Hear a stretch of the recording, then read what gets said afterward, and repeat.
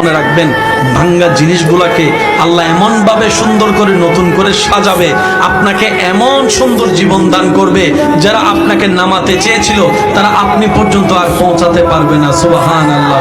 যারা আপনাকে টেনে ধরে নামাতে চেয়েছে তারা অনেক পিছনেই পড়ে থাকবে, আপনি রবের রহমত নিয়ে অনেক দূরে এগিয়ে থাকবেন। মনে রাখবেন, শুধু একটু সয়ে যাবেন, একটু ধৈর্য ধরে থাকবেন, একটু সহ্য করে চুপ করে থাকবেন।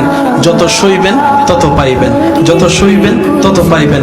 কোনো আফসোস নাই, কোনো আপত্তি নাই, কোনো হা হতাশ নাই। রবকে শুধু এতটুকু বলবেন, যখনই মন খারাপ হবে সিজদায় মাথাটা ঝুঁকিয়ে, ইয়া রব, আমি যা পেয়েছি কোনো কিছু পাওয়ার যোগ্যতা আমার কাছেই নেই, সব তুমি দয়া করে দান করেছো, সব তুমি দয়া করে দান করেছো।